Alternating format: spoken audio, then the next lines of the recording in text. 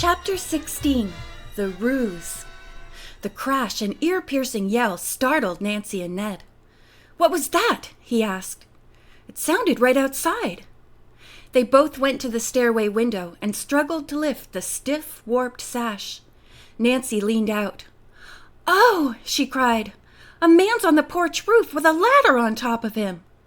Ned looked down. "It isn't the guard," he said. "Who can he be?" "We'd better run down," Nancy suggested, "and help the poor man." The couple raced down the steps to the second floor and made their way to a front room, whose windows opened onto the roof of the porch. The man lay unconscious beneath the ladder. Nancy and Ned climbed out to the roof and pulled the ladder off the prostrate form. "I never saw him before," Nancy said. "Evidently he was trying to get into the house." "I'll go down and get the guard," Ned offered. In a few minutes he was back to report that the guard was not in sight. "That's strange," said Nancy. "Anyway, I think this man should go to the hospital.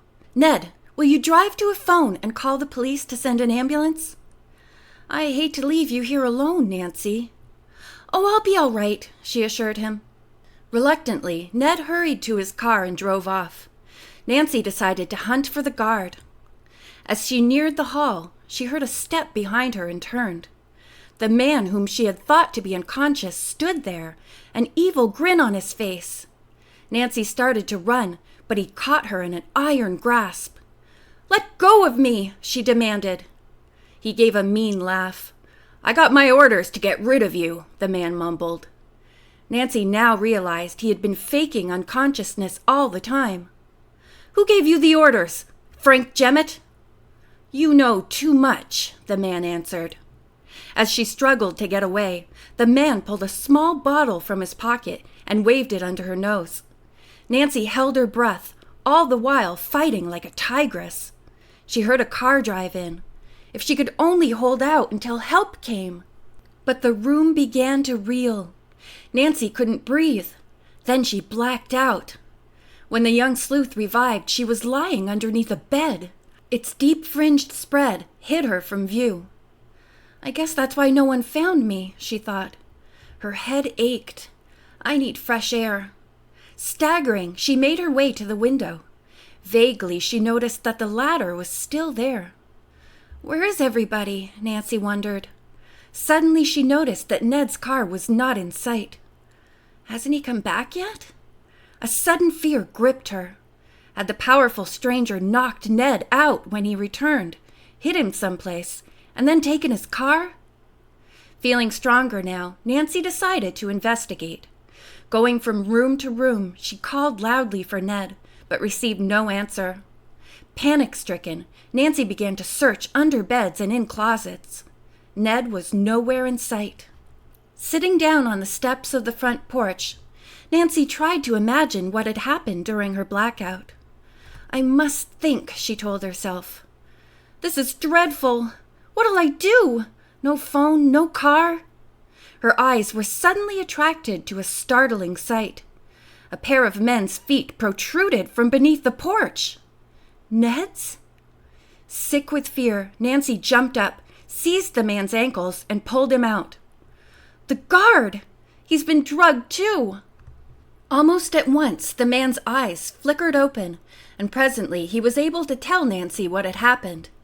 He had been knocked out by the same man who had drugged her. "I shouldn't have trusted that guy." Nancy told the guard that she was alarmed over the safety of the young man who had come there with her. "I wish I could help you," the guard said. Just then, a car turned into the driveway, and Nancy's heart leaped. It was Ned's! She rushed to meet him. "Nancy, you're all right. Where did you go?" "I was under a bed asleep." "What?" She told what had happened to her and the guard. Ned was astounded. "I'm glad you're okay," he said, stepping from the car and putting an arm about her shoulders. "The police and I thought you'd been kidnapped. They're still looking for you." "And I thought you had been knocked out also." "What did happen?" Nancy asked. Ned explained that soon after he had returned from making the phone call, the ambulance had arrived, only to find that the patient had vanished. I immediately called the Inlet Village Police, and they sent 3 men out here right away. You were well hidden, Nancy. When you didn't answer our calls, we figured that fellow kidnapped you. I had to go to headquarters and give a description of you, along with his. The police are now combing the highway and turnoffs. Nancy, I came back here just in case. Before he could finish, a small truck pulled up in front of the inn. It belonged to the telephone company, and in a short time their man had the service restored. At once, Ned called police headquarters to brief the captain on the situation. He said efforts would be doubled to find the stranger. Tell Miss Drew we haven't picked up any information about the Jemmets, the captain said. When Ned relayed the message, Nancy remarked, I have a hunch the Jemmets sent that stranger who knocked me and the guard out. If we could find him, he might lead us to them. But not tonight. Ned was firm about Nancy returning home. On one condition, she answered, that you stay to dinner. Agreed. Nancy telephoned her father and suggested another guard be sent out to relieve the one who had been drugged. I'll attend to it at once, Nancy. There's a lot more to tell you, Dad, but let's wait until dinner time. By the way, when will I be able to go into the tower room? I'm sure the answer to many secrets is right there. You may go in tomorrow afternoon, the lawyer replied. Men from the courthouse and an appraiser will be there in the morning. The door to the tower is to be kept locked even after the appraisal is completed, but I'll give you my key. Great! Ned and I are coming home now. See you later. Nancy explained to the guard that he would be relieved in a short time, adding, Will you be all right if we go now? Oh, yes. I have a slight headache, but otherwise I feel okay.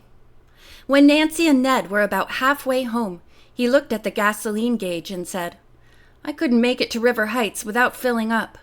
Is there a station near here? Yes, she replied. Take the next road to the right to Maywood.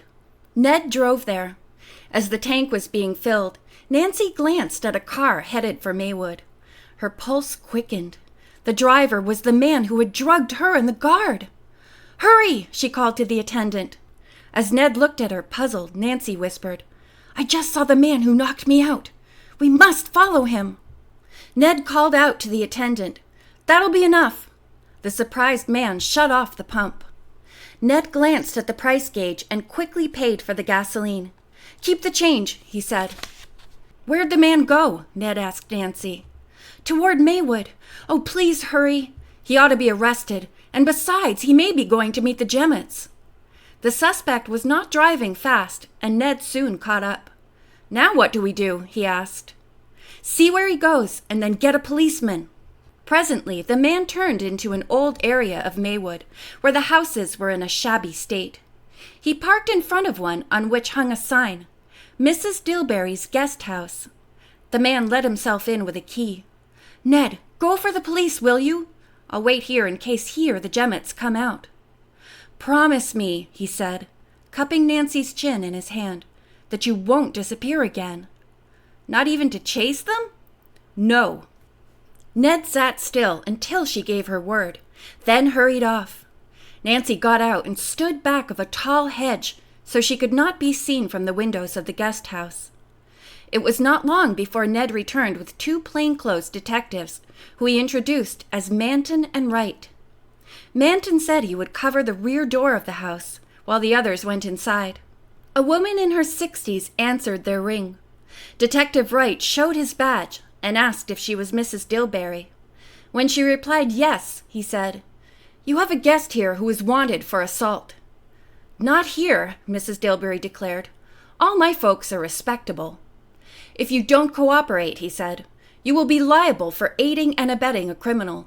He just came in here. Where is he? You mean Mr. Krill? A look of fright had come over Mrs. Dilberry's face. He's in the room at the head of the stairs.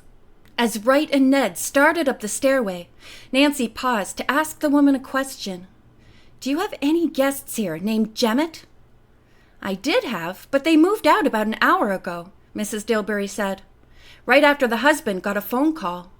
Where did they go? Nancy asked. They didn't say, miss.